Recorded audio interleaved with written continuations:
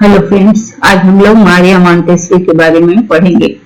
Maria Montessori का नाम हम लोग मॉन्टेसरी स्कूल्स के रूप में जानते हैं। हमने सबने सुना है मॉन्टेसरी स्कूल्स के बारे में। तो हम लोग मारिया मॉन्टेसरी के बारे में पढ़ेंगे। ओके, सो स्टार्ट करते हैं हम लोग। मारिया मॉन्टेसरी की नई शिक्षा पद्धति। ठीक है, ये है उनकी तस्वीर। मारिया मॉन्टेसरी का जन्म 1870 ईस्वी में इटली के एक संपन्न और सुशिक्षित, उनकी माँ बहुत पढ़ी हुई थी, सुशिक्षित परिवार में हुआ था। और उनकी माँ अपने जमाने में बहुत पुस्तकों को पढ़ी थी। वो उनके बारे में कहा जाता था कि she was a avid reader, माने वो बहुत ज्यादा पुस्तक प्रेमी थी और किताबें बहुत पढ़ती थी। उन्होंने इसलिए मारिया मॉन्टेसरी ने व्यवस्थित ढंग से शिक्षा प्राप्त की और 1894 में 24 वर्ष की जब वो हुई तो रोम के विश्वविद्यालय से चिकित्सा शास्त्र में एमडी की उपाधि ली, एमडी डॉक्टरेट ऑफ मेडिसिन। इसके उपरांत उन्होंने उसी विश्वविद्यालय में मंद बुद्धि वाले बालकों की शिक्षा का दायित्व दिया गया। तो उस कार्य के संपादन में उनकी रुचि शिक्षण की ओर गई और उन्होंने पाया कि मंद बुद्धि के बालकों के पिछड़ेपन का कारण उनकी ज्ञानेंद्रियों का कमजोर होना है, उनके सेंस ऑर्गन्स का कमजोर होना है। तो मॉन्टेसरी ने अनुभव किया कि उस समय की जो शिक्षा पद्धति थी उसमें ये सबसे बड़ी कमी ये थी कि चाहे वो मंद बुद्धि बच्चे हों या तीव्र बुद्धि, सभी को एक ही विधि से पढ़ाया जाता था, समान शिक्षा दिया जाता था। तो इसमें क्या होता था कि मंद बुद्धि वाले बच्चे पिछड़ते चले जाते थे और परंपरागत विधि में इस पिछड़े विद्यार्थियों की शिक्षा की अलग से कोई व्यवस्था नहीं थी। तो मारिया मॉन्टेसरी ने इनकी शिक्षा के लिए अनेक प्रयोग किए और एक विधि निकाली, जिससे उनके द्वारा जो विधि निकाली गई शिक्षा और प्रशिक्षण की, उसे मॉन्टेसरी विधि कहते हैं। क्योंकि ये उनके द्वारा निकाला गया था, इसलिए उनके नाम पर ही इस विधि का नाम मॉन्टेसरी विधि कहा गया। मॉन्टेसरी विधि में क्या होता है कि इसमें 2.5 से 6 वर्ष के बालकों के हेतु प्रयोग में लाई जाने वाली पद्धति है। ये कहते हैं 2.5 से 6 वर्ष। और कल हमने देखा इंग्लिश के इसमें कि 2.5 से 12 वर्ष, 12 साल के बच्चों के लिए शिक्षा के लिए जो भी प्रयोग में पद्धति लाई जाती है उसे हम मॉन्टेसरी पद्धति कहते हैं।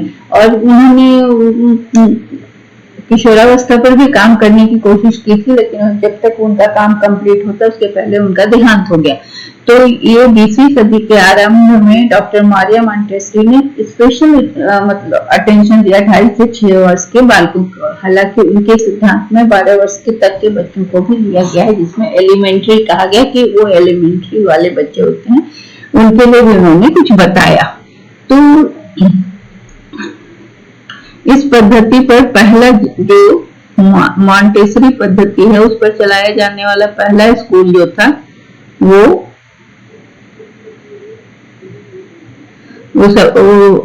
अर्ध बर्बर श्रमिक स्कूल था। अर्ध बर्बर श्रमिक बालकों के लिए, अर्ध बर्बर जो कि पूरी तरह से सिविलाइज नहीं थे। सैन लॉरेंजे में 6 जनवरी 1907 को एक पहला स्कूल खुला जिसका नाम था अर्ध बर्बर श्रमिक बालक। अर्ध बर्बर श्रमिक बालकों के लिए जो स्कूल खोला गया वो पहला स्कूल था। सैन लॉरेंजे में 6 जनवरी 1907 को खुला।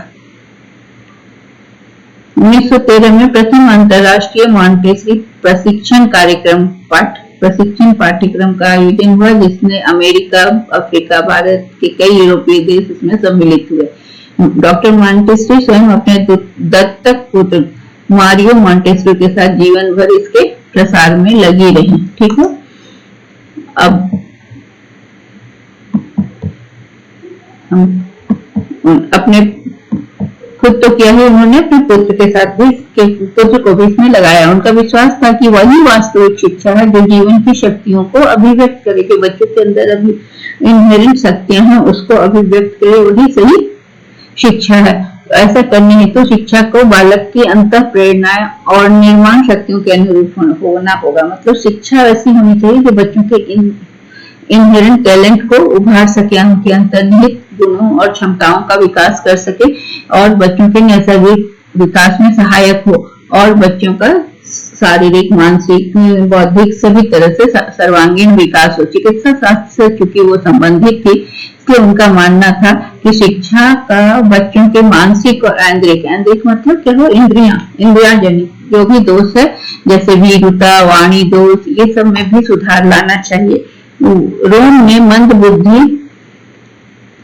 बालकों की शिक्षा, चिकित्सा और शिक्षा, वो काम उनका काम था। रोम में शिक्षा कार्य करते हुए उन्होंने उनको यह विश्वास होने लगा कि यदि ऐसी वैज्ञानिक शिक्षा पद्धति का प्रयोग सामान्य बुद्धि के बालकों पर हो तो वो कहीं अधिक लाभ उठाएं। ठीक है, आज पेन का लग रहा है इंक खत्म हो गया, कोई नहीं, अब कल इंक बदल दूंगी।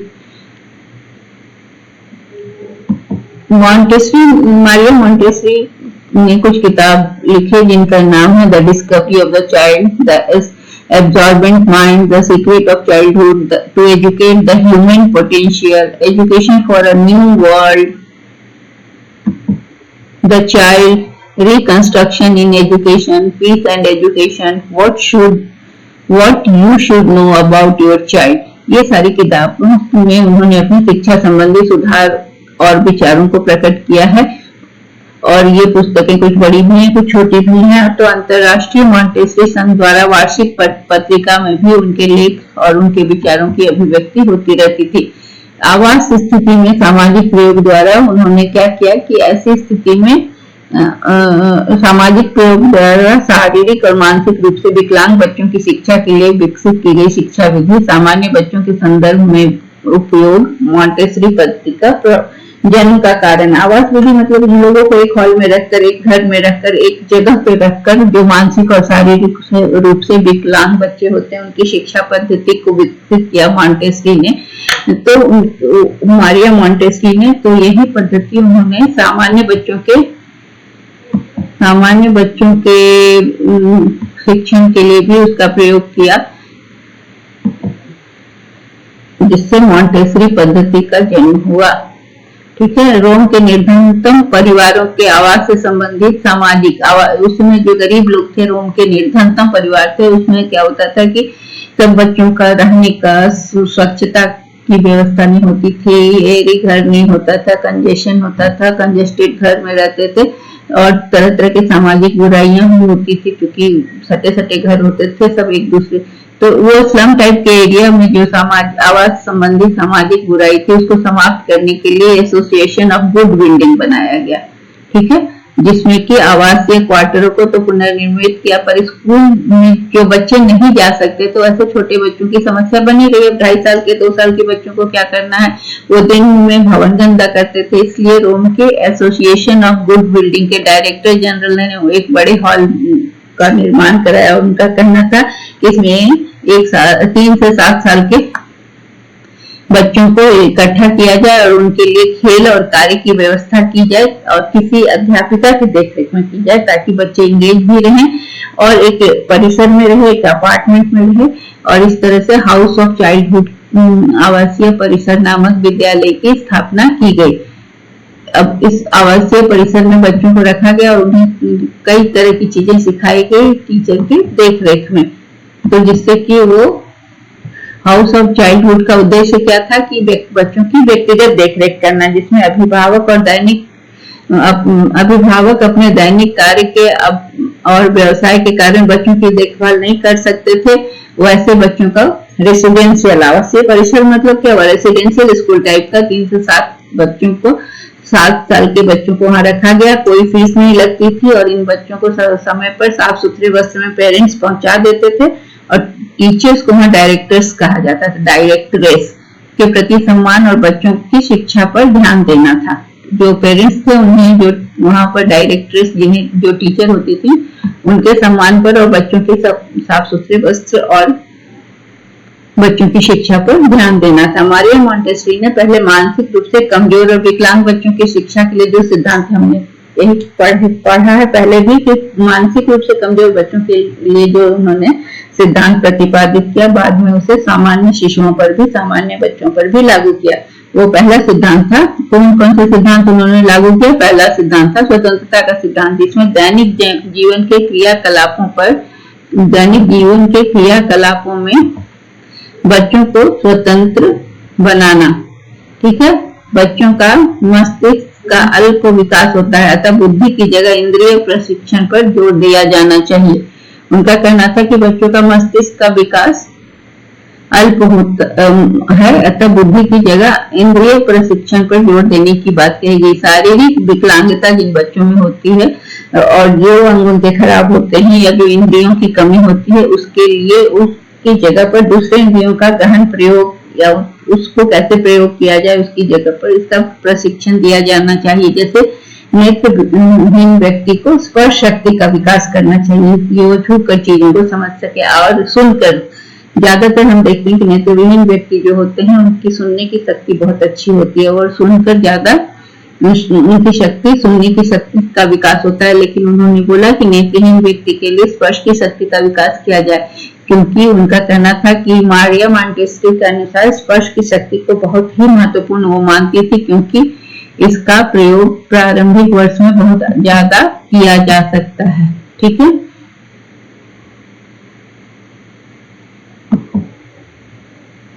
उसके बाद मतलब इंद्रियों पर उन्होंने बहुत जोर दिया। दूसरा था उनका सिद्धांत मनोविज्ञान का सिद्धांत, जिसमें उन्होंने बताया जिसमें एडवर्ड सैंडविच के विचारों से वो बहुत प्रभावित थी और उनका कहना था कि कमजोर दिमाग वाले जो बच्चे हैं उनके प्रशिक्षण को उन्होंने शारीरिक विधि कहा, लेकिन एडवर्ड सैंडविच ने कमजोर दिमाग वाले बच्चों का जो भी प्रशिक्षण दिया जाए उसको शारीरिक विधि कहा, लेकिन मॉन्टेस्क्यू ने इनको मनोवैज्ञानिक विधि कहा।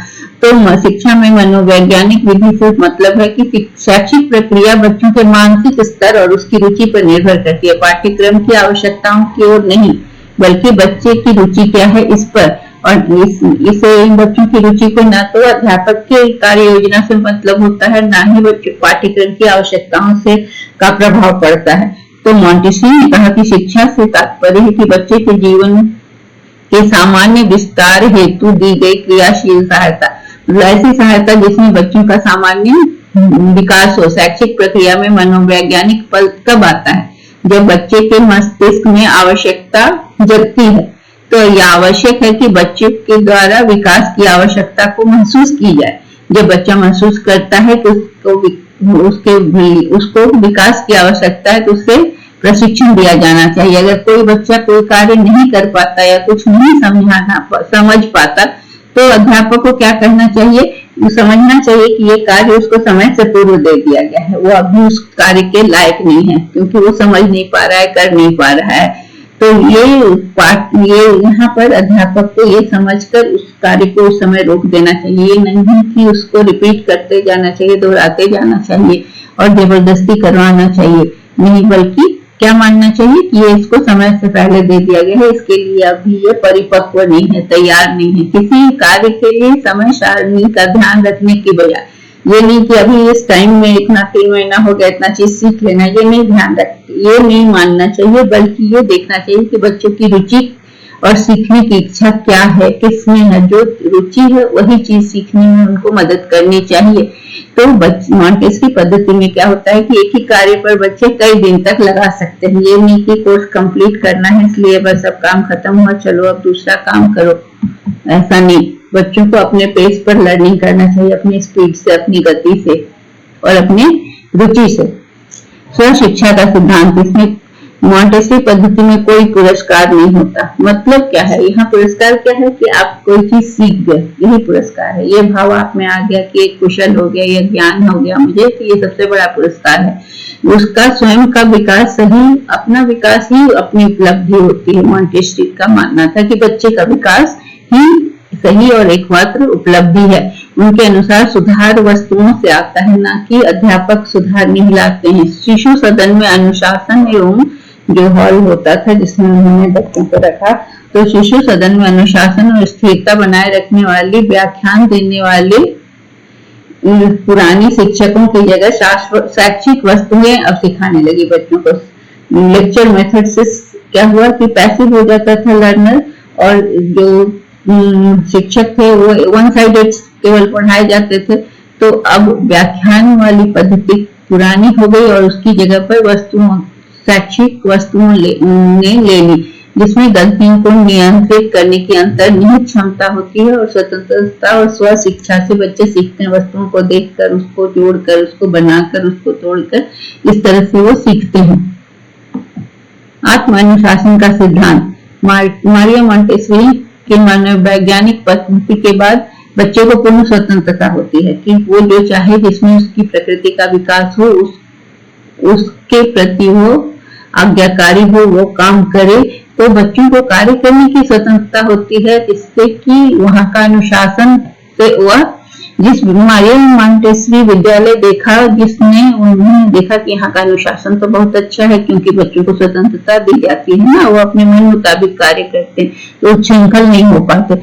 40 छोटे बच्चे 3 से 7 वर्ष के सभी बच्चे को देखा लोगों ने कि अपने अपने कार्य में लगा हुआ है। कोई इंद्रिय संबंधी अभ्यास में लगा है, तो कोई अंक गणित की समस्या में, कोई अक्षरों को संभाल रहा है, तो कोई चित्र बना रहा है। ऐसा नहीं है कि सारे बच्चे एक ही काम कर रहे हैं, जिस बच्चे की जिसमें रुचि हो वो कार्य कर रहा है। ये मॉन्टेसरी स्कूल का सीन था, जिसने देखा उसे बहुत ही आश्चर्य हुआ। कोई लकड़ी के टुकड़ों को कपड़े में बांध रहा है और खोल रहा है, कोई सफाई कर रहा है, कुछ लोग टेबल पर बैठे हैं, कुछ दरी पर, कुछ लोगों को यह लग सकता है कि इसमें क्या है कि कुछ बच्चे को मतलब बहुत तरह की चीजें वहां सिखाई जाती हैं। व्यक्तिगत विकास का सिद्धांत फ्रॉबेल की तरह मॉन्टेसरी का भी मानना है, फ्रॉबेल की तरह ही मॉन्टेसरी का विचार है कि ये पेन नहीं काम कर रहा है, इसलिए इसको कल ठीक करेंगे। फ्रॉबेल की तरह मॉन्टेसरी का मानना है कि व्यक्ति के अंदर जो शक्तियां हैं, निहित शक्तियां, उनको प्राकृतिक रूप से विकसित करना ही शिक्षा है। तो ये सभी करीब सभी शिक्षा शास्त्रियों का मानना है।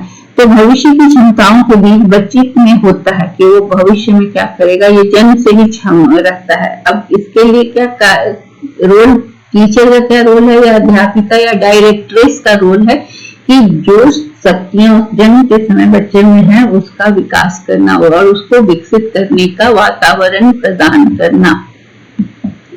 ज्ञानेंद्रिय प्रशिक्षण, सेंस ऑर्गन का प्रशिक्षण। मॉन्टेसरी की शिक्षा में ज्ञानेंद्रियों पर बहुत अधिक जोर दिया गया। उनका कहना है कि मनुष्य जो है वो ज्ञान इंद्रियों, सेंस ऑर्गन के माध्यम से ज्ञान प्राप्त करता है। अगर इन इंद्रियों का विकास अवरुद्ध हो जाता है तो ज्ञान प्राप्त करना संभव नहीं है। अतः ये सेंस ऑर्गन की शिक्षा पर विशेष जोर देना चाहिए, ज्ञान इंद्रियों की शिक्षा पर। तो 3 से 7 इसमें हिंदी वाले सारे में 3 से 7 ही पर जोर दिया गया है। तो 3 से 7 वर्ष की अवस्था में बच्चों की इंद्रियां विशेष रूप से क्रियाशील करती हैं, तो इनके विकास पर ध्यान दिया जाता है। कर्मेंद्रियों की शिक्षा, इसमें क्या है कि मारिया मॉन्टेसरी का मानना है कि मानव शिशु के लिए कर्मेंद्रिय, जिनसे हम काम करते हैं, उन इंद्रियों की शिक्षा बहुत आवश्यक है। शरीर के सभी अंगों को मजबूत बनाने के लिए आवश्यक है कि बच्चों को अंग संचालन की सही शिक्षा दी जाए, और इससे क्या होगा कि मांसपेशियों पर नियंत्रण होगा, तो वो खेलना, कूदना, लिखना, पढ़ना सभी कार्य कर पाएंगे। खेल के माध्यम से शिक्षा देने की बात कही है मारिया मॉन्टेसरी ने। शिक्षा को बालक या बालिका की रुचि एवं क्षमता के अनुरूप देने पर जोर दिया, और बालकों की रुचि खेल में होती है, जो कि स्वाभाविक है। तो प्रारंभ से ही खेल के माध्यम से शिक्षा देने की बात उन्होंने कही। उनका कहना है कि बच्चों को विभिन्न तरह के शैक्षिक यंत्र देने चाहिए, जिससे खेलते खेलते वो वर्णमाला, गणित और भाषा इत्यादि सीख लेता है।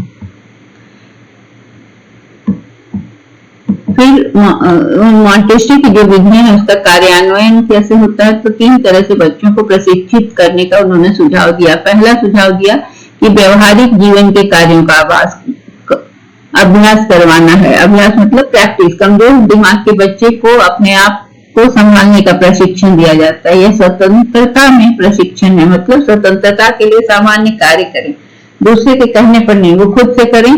तो हाउस ऑफ चाइल्डहुड जो है, जिसमें बच्चों को अपने छोटे बच्चों को रखा जाता है, तो उसमें बच्चों को अपने हाथ धोना सीखते हैं, नाखूनों को साफ करते हैं, ब्रश करना सीखते हैं, वस्त्र बदलना, पहनना, ये सारे वहाँ के सारे फर्नीचर ऐसे होते हैं कि बच्चे स्वयं एक जगह से दूसरे जगह ले जा सके। इससे उनका मोटर ट्रेनिंग हो जाता है। हैंड और मोटर का कोऑर्डिनेशन हो जाता है, माइंड का और हैंड का कोऑर्डिनेशन होता है जब वो किसी चीज को खींचकर दूसरी जगह ले जाते हैं। फिर कुछ जिम्नास्टिक के अभ्यास भी मॉन्टेसरी ने विकसित किए ताकि बॉडी में समन्वित गति आ सके। इसके लिए बच्चों के लिए वयस्कों का जो व्यायाम होता है वो नहीं करवाने का कहा। उन्होंने उसका विरोध किया। व्यायाम आयु के अनुसार होना चाहिए, उनका मानना था। जैसे लिटिल राउंड स्टेयर पे बच्चा सही ढंग से सीढ़ी पर चढ़े और उतरना सीखता है। घरों की सीढ़ियों पर चढ़ना उतरना जो है वो बच्चों के हिसाब से सीढ़ियां नहीं बनाई जाती, इसलिए वहां बच्चों को कठिनाई होती है, क्योंकि वो बड़ों के हिसाब से सीढ़ियां बनी होती है घर में। लेकिन छोटे बच्चों के लिए यहाँ लिटिल राउंड स्टेयर टाइप की चीजें जो होती हैं उसमें बच्चों के हिसाब से सीढ़ियां बनी होती है, जिसमें बच्चा सीढ़ी उतरना और चढ़ना सीखता है। इसके बाद उन्हें इंद्रिय या संवेदी प्रशिक्षण कार्य, इंद्रिय संवेदी प्रशिक्षण के लिए मॉन्टेसरी प्रयोगात्मक मनोवैज्ञानिकों के परीक्षणों और उपकरणों पर निर्भर करती है। दोनों में अंतर है। क्या होता है कि प्रयोगात्मक मनोविज्ञान में प्रयोग के द्वारा इंद्रिय शक्ति का मापन करता है, जबकि मॉन्टेसरी शक्ति का मापन करने के बजाय क्या करता है, उनका विकास करता है। तो सामान्यतः यहाँ बच्चों को वैसे अभ्यासों को दोहराने के लिए छोड़ दिया जाता है जिसमें उनको आनंद की अनुभूति होती है। एक बार सफल होते हैं तो फिर उसे दोबारा करते हैं। और कमजोर और मस्तिष्क वाले बच्चे जिस कार्य को एक बार पूरा करते हैं वो दोबारा करने की इच्छा नहीं दिखाते, लेकिन तेज बच्चे उसको फिर से करना चाहते हैं। अल्प बुद्धि वाले जो बच्चे होते हैं उनकी गलतियों को सुधारवाना पड़ता है, लेकिन सामान्य बुद्धि वाले जो बच्चे होते हैं अपनी गलतियों को खुद सुधार देते हैं। तो वे शैक्षिक वस्तु जो अल्प बुद्धि वाले बच्चों के संदर्भ में शिक्षा को संभव बनाता है, वहां शिक्षा उसको संभव करता है, उस बच्चे के लिए शिक्षा को संभव करता है। और वही सामान्य बुद्धि वाले बच्चों को वो स्व शिक्षा को बढ़ावा देता है। वहां बच्चों को सहयोग करना होता है, अल्प बुद्धि वाले बच्चों को, और सामान्य बुद्धि वाले बच्चे अब स्व शिक्षा को बढ़ाते हैं, अपने से सीखते हैं। तो सेम चीज से दोनों को शिक्षित करने की बात उन्होंने कही। इंद्रिय संवेदी प्रशिक्षण में मॉन्टेसरी रूसो की तरह, रूसो प्राकृतिक शिक्षाविद थे, उन्होंने इंद्रियों को अलग अलग करने पर बल देती है। शारीरिक विकलांग बच्चों की शिक्षा पर आधारित है। दृष्टिहीन व्यक्तियों को उनका मानना है कि स्पर्श शक्ति बहुत संवेदनशील होती है, और स्पर्श शक्ति के विकास के लिए बच्चों को मॉन्टेसरी स्कूल में किस तरह का प्रशिक्षण दिया जाता है, तो आंख बंद कर उन्हें कार्य करने, श्रवण शक्ति के अभ्यास के लिए शांत वातावरण और या अंधेरे में भी कराया जाता है, ताकि उनकी श्रवण शक्ति का विकास हो, साउंड को सुने, वाइब्रेशन को समझे।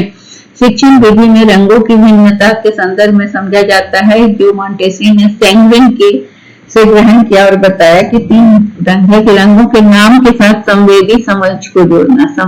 मतलब जैसे अध्यापिका 2 रंग दिखाती है, लाल और नीला। लाल को दिखाते समय कहेगी ये लाल रंग है, और नीला के समय कहेगी नीला रंग है। देखते सपान में बच्चा रंग पहचानेगा, तो मुझे लाल रंग दो, मुझे नीला रंग दो। वस्तु से जुड़े रंग को याद करना सिखाया जाता है। तब जब अध्यापिका पूछती है क्या है, तो वो बच्चा बताता है कि लाल या नीला। तो इस तरह की प्रशिक्षण से स्पर्श, श्रवण, वजन, तापक्रम में अंतर करने की क्षमता के विकास के लिए दिया जा सकता है। बच्चों की आंख को बंद किया जाता है या उन्हें बंद रखने के लिए समझाया जाता है, और उसके बाद उनको सिखाया जाता है शब्दों को सुनना और समझने के लिए बताया जाता है। मॉन्टेसरी विधि में लिखना पढ़ना पहले और पढ़ना बाद में सिखाया जाता है। उनका मानना है कि पढ़ना जो है वो मानसिक विकास से संबंधित है। बहुत इंपॉर्टेंट बात है कि लिखना पहले सिखाया जाता है और पढ़ना बाद में मॉन्टेसरी में। तो इसमें क्या है कि पढ़ना मानसिक विकास से संबंधित है, और लिखने में केवल क्या है, अनुकरण करना है, देख के कॉपी करना है, जो बच्चों के लिए आसान है। तो लिखना सीखने में 3 क्रियाएं कराई जाती है। पहला तो कलम को पकड़ने का अभ्यास, लेखनी को पकड़ने का अभ्यास, फिर अक्षर का स्वरूप को समझना, फिर अक्षर को भेद करने में सक्षम होना। तो लिखना सीखने के बाद पढ़ना सिखाया जाता है। तो लिखी हुई परिचित वस्तुओं का वाचन कराया जाता है। जो लिख लिए हैं वो वस्तुओं से परिचित हो गए, अब उसके बारे में बोलने को कहा जाता है। जब बालक शब्द का सही ध्वनि उच्चारण करता है तो उसे कई बार वो शब्द बुलवाया जाता है, आवृत्ति कराई जाती है। तो मॉन्टेसरी का मानना है कि मांसपेशीय समस्या अवस्था में बहुत आसानी से विकसित होती है और बच्चों के लेखन क्षमता के विकास को आसान करता है। पढ़ने में तो भिन्न भिन्न बौद्धिक विकास चाहिए, क्योंकि इसमें संकेतों की व्याख्या होती है। तो भिन्न स्वरों और वर्णों का उच्चारण, आवाज में परिवर्तन, ये सब समझने के लिए थोड़ा पहले लिखना सिखाया जाता है, और पढ़ना उच्च स्तरीय मानसिक कार्य है, तो ये बच्चों को बाद में सिखाया जाता है। क्योंकि लिखने में बच्चे आवाज को कुछ चिन्ह में बदलना सीखते हैं, तो कार्य आसान होता है, बच्चों को अच्छा भी लगता है। लिखने की विधि का विकास मॉन्टेसरी ने एक कमजोर बालिका को द्वारा सीखने के अनुभव से किया, तो इसके लिए शुरुआती गतिविधि की तैयारी आवश्यक है।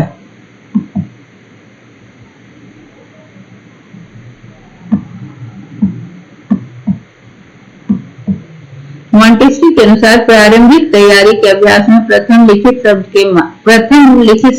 के मध्य 4 वर्ष के बच्चे के लिए 1 से 1.5 महीना और 5 वर्ष के बच्चे के लिए कम से कम 1 महीना लगता है। क्या चीज के लिए? प्रथम लिखित शब्द 3 महीने में बच्चे कुशल हो जाते हैं, लिखना सीख जाते हैं। लिखने की प्रक्रिया शुरुआत में 15 दिन लगते हैं। मॉन्टेसरी विधि के अनुसार सामान्य बच्चा 4 वर्ष में लिखना और 5 वर्ष में पढ़ना शुरू कर देता है। इस शिक्षा का पाठ्यक्रम 4 भागों में विभाजित है। इस तरह से हम देखते हैं: कर्मेंद्रिय शिक्षण, ज्ञानेंद्रिय शिक्षण, भाषा और गणित। कर्मेंद्रिय शिक्षण के अंदर कई प्रकार के व्यवहारिक जीवन की क्रियाएं सिखाई जाती हैं, जैसे पानी उड़ेलना, कुर्सी उठाना, बटन खोलना इत्यादि। तो ये कर्मेंद्रिय, जिसकी संख्या 100 लगभग, इस तरह की क्रियाएं सिखाई जाती हैं। हर क्रिया का अपना विशेष प्रयोजन है और साधारण उद्देश्य क्या है कि बच्चों को गति नियंत्रण, कोऑर्डिनेशन, मांसपेशियों का संचालन, बैलेंस, संतुलन, ये सब सिखाना। इन क्रियाओं का दूसरा उद्देश्य है कि बच्चे को आत्मनिर्भर बनाना और स्वतंत्र बनाना। ज्ञानेंद्रिय शिक्षण के लिए कई शिक्षण यंत्र हैं, जिसमें स्वयं भूल का नियंत्रण और सुधार होता है। ये बच्चे को स्वयं शिक्षा देने वाले होते हैं। तो इस शिक्षा से न केवल ज्ञानेंद्रियां कुशाग्र होती हैं, बल्कि बालक का आत्मा संबंधी ज्ञान प्राप्ति में भी सहायता मिलती है। अब उन्होंने टीचर को डायरेक्ट्रेस कहा, अध्यापिका को मारिया मॉन्टेसरी ने डायरेक्ट्रेस कहा। इसमें शिक्षण कार्य करने के बदला टीचर्स को क्या होना चाहिए? बाल मनोविज्ञान का विस्तृत ज्ञान होना चाहिए और प्रयोगशाला पद्धति, वैज्ञानिक संस्कृति और प्रयोगवादी मनोविज्ञान का ज्ञान भी होना चाहिए। अध्यापक प्रशिक्षण का उद्देश्य क्या होना चाहिए कि वह जाने कि कब बच्चे की गतिविधि में हस्तक्षेप करें और कब ना करें, क्योंकि इससे बच्चे कम डिस्टर्ब होते हैं और अनडिस्टर्ब होने से अच्छी लर्निंग होती है। तो मॉन्टेसरी ने टीचर की जगह डायरेक्ट्रेस का उपाधि का प्रयोग किया। इस शिक्षा पद्धति में ये शिक्षक के बजाय नर्सरी स्कूल में शिक्षक नहीं, शिक्षिकाओं के नियुक्ति पर बल देती थी। अभी भी नर्सरी स्कूल में आप देखेंगे तो ज्यादातर शिक्षिकाएं होती हैं, शिक्षक कम होते हैं। उनका विचार था कि अध्यापिकाएं बच्चों को ज्यादा प्यार एवं मनोवैज्ञानिक तौर पर अच्छी तरह से सिखा सकती हैं, इसलिए उन्होंने संगीत, नृत्य, खेल कूद, रोचक गतिविधियों को पाठ्यक्रम में समावेश किया और कई तरह की खेल सामग्री तैयार करवाई। वे सीखने में अध्यापक की भूमिका को मार्गदर्शक के रूप में मानती थी। वो अनुशासन के विचार में संबंध में उनका विचार था कि कठोर अनुशासन नहीं होना चाहिए, ना तो दमनात्मक अनुशासन होना चाहिए, बल्कि अनुशासन मुक्त होना चाहिए, बच्चों को स्वतंत्र छोड़ना चाहिए। मारिया मॉन्टेसरी पद्धति की विशेषता यह थी कि यह वैज्ञानिक विधि पर आधारित है शिक्षण विधि, जिसमें निरीक्षण, अनुभव तथा प्रयोग के आधार पर पद्धति का विकास किया गया। रूसो, पेस्टोलॉजी एवं ट्रोवेल की भांति मॉन्टेसरी ने वे विद्यार्थियों को पूर्ण स्वतंत्रता दिया और इसका समर्थन किया। उनका कहना था कि स्वतंत्र वातावरण में ही स्वस्थ व्यक्तित्व का विकास होता है, इसलिए मॉन्टेसरी पद्धति क्या है? वैयक्तिक है, इंडिविजुअलाइज्ड है। मॉन्टेसरी द्वारा प्रस्तावित ज्ञान इंद्रियों का शिक्षण मनोवैज्ञानिक सिद्धांतों के अनुकूल है। मॉन्टेसरी द्वारा प्रारंभ की गई लिखना, पढ़ना और सिखाने की विधियां बिल्कुल नवीन है। इसके पहले ऐसा किसी ने शुरू नहीं किया था। ये पहली बार मॉन्टेसरी, मारिया मॉन्टेसरी ने लिखना सिखाने की क्रिया में मांसपेशियों के संतुलन पर जोर दिया। बालकों को पूर्ण स्वतंत्रता होती है और अध्यापिकाएं उनके कार्य में हस्तक्षेप नहीं करती, इसलिए अनुशासन की कोई समस्या नहीं होती। इसलिए क्योंकि हस्तक्षेप नहीं होता, इस प्रणाली में मानसिक विकास के साथ साथ शारीरिक विकास का भी ध्यान रखा जाता है। इस तरह से हम देख रहे हैं कि मॉन्टेसरी की ये मारिया मॉन्टेसरी की ये जो शिक्षा पद्धति है, ये शिशु केंद्रित शिक्षा पद्धति है और शिक्षा जगत में ये महान देन है। चाइल्ड सेंटर्ड एजुकेशन उन्होंने दिया और व्यवहारिक शिक्षा को ज्यादा महत्व दिया। उनकी दृष्टि में वही शिक्षा पद्धति श्रेष्ठ है जो शारीरिक, मानसिक, नैतिक और संवेगात्मक दृष्टि से बालक का विकास करे, ऑलराउंड डेवलपमेंट करे। उन्होंने विकलांग तथा मंद बुद्धि बच्चों को सामान्य बच्चों की तरह शिक्षित करने का प्रयत्न किया। शिक्षा को उन्होंने एक प्रोसेस माना, एक प्रक्रिया माना और अपनी शिक्षा में उन्होंने 3 से 7 वर्ष की अवस्था के बच्चों की शिक्षा पर ज्यादा जोर दिया। तो कहीं पर एलिमेंट्री मतलब 12 वर्ष तक दिया है, लेकिन मेन बच्चे एज ग्रुप है, मॉन्टेसरी ग्रुप एज ग्रुप है, वो 3 से 7 वर्ष के बच्चे होते हैं। कहीं कहीं पर 2.5 साल के बच्चों को भी स्कूल में लिया जाता है, लेकिन इसको ये बर्थ से भी मानते हैं, बर्थ से, जन्म से लेकर 7 वर्ष तक। इस महान शिक्षा शास्त्री का निधन 1952 में हॉलैंड में हुआ। So that's all for today. Thank you.